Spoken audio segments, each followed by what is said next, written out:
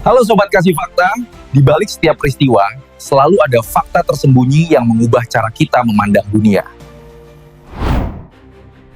Kamu pasti nggak nyangka kalau negara-negara di Timur Tengah yang sering kita bayangkan bisa bersatu melawan Israel, ternyata justru sibuk dengan kepentingan masing-masing.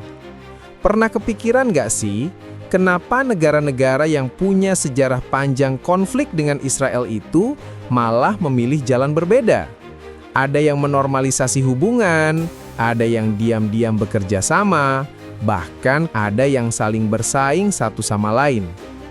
Fakta uniknya, isu Palestina memang selalu menyatukan hati rakyat, tapi di level elit politik justru muncul perhitungan rumit soal keamanan, ekonomi, dan pengaruh internasional. Penasaran kan? Apa saja alasan yang membuat mereka sulit bersatu? Yuk kita kupas bersama dalam video kali ini.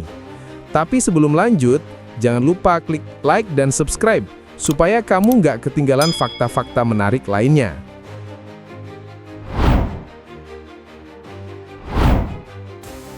Sejarah panjang konflik di Timur Tengah sering digambarkan sebagai kisah tentang persatuan melawan Israel. Namun, bila kita telusuri lebih dalam, yang terlihat justru kebalikannya. Negara-negara di kawasan itu jarang sekali benar-benar bersatu menghadapi Israel. Ada banyak faktor yang membentuk kondisi ini, mulai dari warisan sejarah, ideologi politik, hingga persaingan internal yang sulit dipersatukan. Awal mula konflik modern dimulai sejak berdirinya negara Israel pada tahun 1948. Perang Arab-Israel pertama pecah, dan 5 negara Arab langsung ikut serta menyerang. Meski penuh semangat solidaritas, hasilnya justru berakhir dengan kekalahan. Dari titik ini terlihat bahwa walaupun ada semangat kebersamaan, koordinasi dan kemampuan militer masing-masing negara sangat berbeda. Kekuatan Israel yang mendapat dukungan persenjataan Barat membuat perlawanan Arab terpecah dan tidak terorganisir. Tahun-tahun berikutnya hanya memperlihatkan pola yang sama. Perang 1956, 1967, dan 1973 menjadi saksi bagaimana negara-negara Arab mencoba kembali membangun front bersama. Namun pada kenyataannya, kepentingan nasional lebih dominan daripada cita-cita kesatuan. Konferensi Arab di Khartoum tahun 1967 bahkan melahirkan resolusi terkenal dengan sebutan 3 tidak. Tidak ada perdamaian dengan Israel, tidak ada pengakuan terhadap Israel, dan tidak ada negosiasi dengan Israel. Pernyataan keras ini terdengar tegas di panggung internasional. Namun pada tataran praktik, banyak negara mulai berhitung kembali. Arab nasionalisme atau nasionalisme Arab yang dipopulerkan oleh pemimpin seperti Gamal Abdel Nasser di Mesir sempat menjadi pemersatu. Slogan solidaritas Arab digaungkan untuk melawan imperialisme dan Israel. Akan tetapi, setelah wafatnya Nasser, semangat itu memudar. Negara-negara di Teluk, Mesir, Suriah, dan Yordania mulai mengutamakan kepentingan mereka masing-masing. Perbedaan ideologi dan sistem pemerintahan membuat sulit bagi mereka untuk membentuk strategi bersama. Selain itu muncul pula dimensi baru berupa pengaruh Perang Dingin. Beberapa negara Arab condong ke blok Barat, sementara yang lain mendapat dukungan dari Uni Soviet. Rivalitas ideologi ini membuat koordinasi melawan Israel semakin rapuh. Misalnya Suriah dan Mesir pada satu sisi, Arab Saudi pada sisi lain, semuanya punya patron internasional yang berbeda. Dalam konteks inilah, persatuan hanya terlihat dalam pernyataan retoris, sementara dalam praktik lapangan, setiap negara berjalan dengan logika politiknya sendiri. Setelah revolusi Iran tahun 1979, peta politik Timur Tengah makin rumit. Iran menjadikan anti-Israel sebagai bagian dari ideologi revolusi. Namun langkah ini justru menimbulkan ketegangan baru. Negara-negara Arab Sunni memandang Iran sebagai ancaman yang sama berbahayanya dengan Israel. Alih-alih menyatukan kekuatan, konflik sektarian antara Sunni dan Syiah justru semakin memperlebar jurang pemisahan.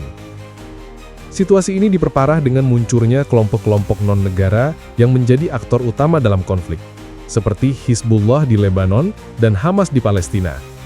Dukungan Iran terhadap kelompok ini membuat negara-negara Teluk semakin khawatir.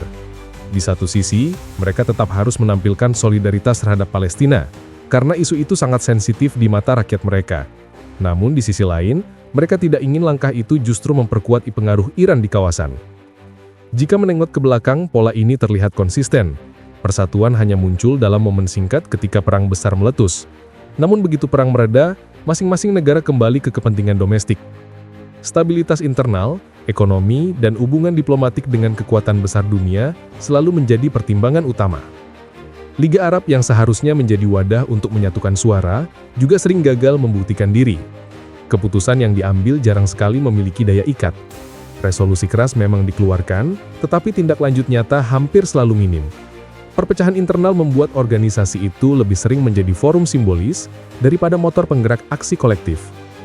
Dengan latar belakang sejarah yang berliku ini, wajar bila sulit mengharapkan negara-negara Timur Tengah bersatu menghadapi Israel.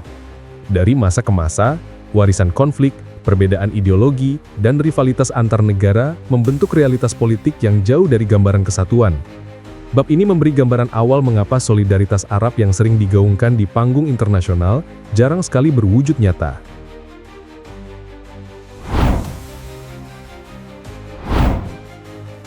Memahami mengapa negara-negara Timur Tengah tidak bersatu melawan Israel tidak cukup hanya dengan menengok sejarah. Faktor yang lebih kuat justru ada pada kepentingan strategis dan diplomatik yang dihadapi masing-masing negara. Politik luar negeri di kawasan ini bukan hanya soal solidaritas, tetapi juga soal perhitungan risiko dan keuntungan yang kompleks. Salah satu faktor utama adalah normalisasi hubungan dengan Israel yang makin terbuka sejak 1 dekade terakhir. Uni Emirat Arab, Bahrain, Maroko dan Sudan telah menandatangani kesepakatan Abraham Accords. Kesepakatan itu membawa keuntungan nyata bagi mereka, mulai dari akses teknologi tinggi, kerjasama pertahanan, hingga peluang investasi besar. Bagi sebagian negara Teluk, ancaman utama bukan lagi Israel, tetapi Iran. Dengan adanya musuh bersama, kerjasama dengan Israel dipandang lebih rasional daripada mempertahankan sikap konfrontatif. Di sisi lain, Arab Saudi masih menjaga jarak secara resmi, namun diplomasi di balik layar menunjukkan arah yang sama. Kerjasama intelijen dan keamanan dengan Israel telah berlangsung dalam konteks menghadapi ancaman Iran maupun kelompok milisi regional. Ini memperlihatkan bahwa meski retorika politik di panggung publik tetap menekankan solidaritas terhadap Palestina, kenyataannya hubungan strategis dengan Israel mulai dianggap perlu. Kepentingan lain yang tak kalah penting adalah hubungan dengan Amerika Serikat. Mayoritas negara Timur Tengah bergantung pada Washington dalam bidang keamanan, persenjataan, dan stabilitas ekonomi. Bantuan militer dan akses senjata canggih hanya bisa diperoleh dengan menjaga hubungan baik. Dalam kerangka itu, konfrontasi terbuka dengan Israel hampir mustahil dilakukan karena bisa merusak relasi dengan Amerika. Banyak pemimpin di kawasan ini memilih jalur aman, yaitu menjaga retorika anti-Israel untuk konsumsi domestik, namun tetap menahan diri dalam tindakan nyata. Selain itu, ada juga faktor stabilitas internal. Pemerintah di kawasan ini sangat berhitung dengan reaksi rakyat. Isu Palestina memang membangkitkan emosi publik, namun pemimpin harus menyeimbangkannya dengan kepentingan menjaga ketertiban dalam negeri. Jika terjadi konflik besar dengan Israel, dampaknya bisa meluas ke ekonomi, pariwisata, bahkan menimbulkan ancaman terorisme yang sulit dikendalikan. Karena itu, banyak negara memilih jalan tengah, mengecam keras, memberi bantuan kemanusiaan, namun menghindari konfrontasi militer langsung. Persaingan antar negara juga memperumit keadaan. Arab Saudi, Iran, Turki, Qatar, dan Mesir sering memiliki agenda yang berbeda. Arab Saudi dan Uni Emirat Arab cenderung berhati-hati dan menekankan hubungan dengan Barat. Turki di bawah kepemimpinan Erdogan lebih vokal dalam mengecam Israel, namun juga tetap menjalin hubungan dagang yang besar. Iran menjadi negara paling keras dalam sikap anti-Israel, tetapi langkah itu juga menciptakan ketegangan dengan negara Teluk yang mayoritas Sunni. Dengan kondisi ini, sulit membayangkan ada satu front bersama yang bisa disepakati semua pihak. Peran organisasi regional seperti Liga Arab atau Organisasi Kerjasama Islam pun terbatas. Meski sering mengeluarkan resolusi keras, keputusan itu jarang diikuti aksi nyata. Negara-negara anggota memiliki prioritas masing-masing. Bahkan ada yang diam-diam melanjutkan hubungan dagang atau komunikasi diplomatik dengan Israel, sementara di panggung resmi masih berbicara tentang solidaritas. Semua faktor ini membuat peta diplomasi di Timur Tengah penuh dengan kompromi. Solidaritas terhadap Palestina tetap dijaga dalam bentuk simbolik, tetapi kepentingan strategis seringkali lebih dominan. Normalisasi hubungan, ketergantungan pada Amerika Serikat, dan persaingan antar negara telah membentuk pola kebijakan luar negeri yang jauh dari kesatuan. Dengan demikian, Timur Tengah hari ini lebih terlihat sebagai mozaik negara-negara dengan kalkulasi berbeda daripada sebuah blok yang solid.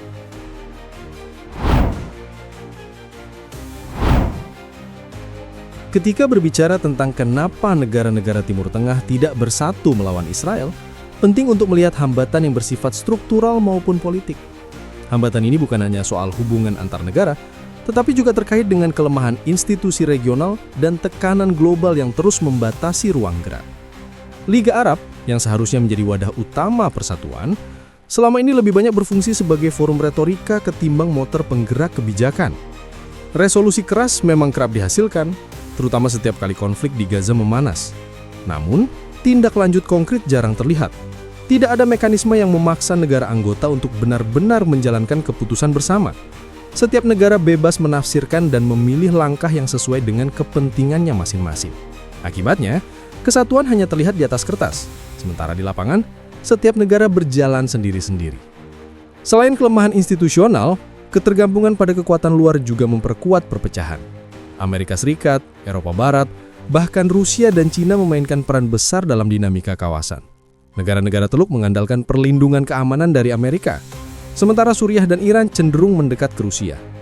Ketika sponsor internasional berbeda, otomatis strategi juga berbeda.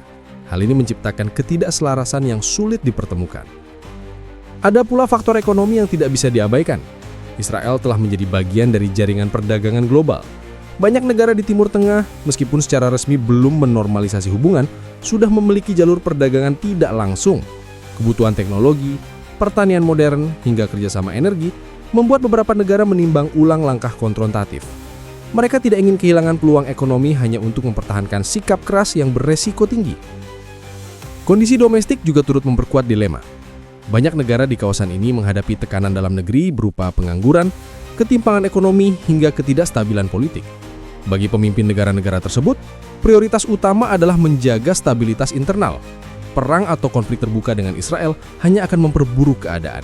Karena itu, walaupun suara rakyat kerap lantang mendukung Palestina, keputusan pemerintah seringkali lebih berhati-hati dan penuh kalkulasi. Persaingan regional semakin menambah rumit. Arab Saudi dan Iran bersaing memperebutkan pengaruh di seluruh kawasan. Turki mencoba membangun citra sebagai pembela utama isu Palestina, namun di sisi lain tetap menjaga kepentingan ekonominya. Qatar menempuh jalur diplomasi yang berbeda dengan negara Teluk lainnya. Semua ini membuat kemungkinan terbentuknya front bersama hampir mustahil. Prospek ke depan pun masih dipenuhi tanda tanya. Normalisasi hubungan antara Israel dan beberapa negara Teluk tampaknya akan terus berlanjut. Di saat yang sama, opini publik tetap menekan pemerintah agar tidak melupakan isu Palestina. Kombinasi antara tekanan rakyat dan kepentingan elit akan terus melahirkan kebijakan yang kontradiktif. Negara bisa saja mengutuk keras di forum internasional, namun pada saat yang bersamaan melanjutkan kerjasama diam-diam dengan Israel. Peran kelompok non-negara juga diprediksi tetap dominan. Hizbullah di Lebanon dan berbagai kelompok milisi yang didukung Iran masih menjadi aktor utama yang benar-benar melakukan konfrontasi. Namun aksi mereka tidak selalu sejalan dengan kepentingan negara-negara Arab lainnya. Hal ini justru memperkuat gambaran bahwa perlawanan terhadap Israel lebih banyak dijalankan oleh aktor non-negara daripada koalisi resmi. Dengan realitas seperti ini, sulit membayangkan adanya perubahan drastis dalam waktu dekat. Selama kepentingan nasional, persaingan regional, dan tekanan global masih lebih dominan daripada semangat solidaritas, kesatuan Timur Tengah melawan Israel akan tetap menjadi wacana yang jauh dari kenyataan. Dari perjalanan panjang sejarah hingga kalkulasi diplomatik hari ini, satu hal menjadi jelas. Dinamika Timur Tengah tidak bisa dilihat hanya dari kacamata solidaritas. Setiap negara memiliki beban sejarah, ancaman keamanan, dan kepentingan nasional yang berbeda. Itulah sebabnya, meski isu Palestina selalu menjadi pemersatu di hati rakyat, jalan politik para pemimpin seringkali berjalan ke arah lain. Demikian rangkaian fakta yang berhasil kami singkap hari ini. Jangan lupa dukung terus channel Kasih Fakta dengan cara klik tombol subscribe dan aktifkan lonceng notifikasinya, supaya kamu tidak ketinggalan fakta-fakta menarik lainnya.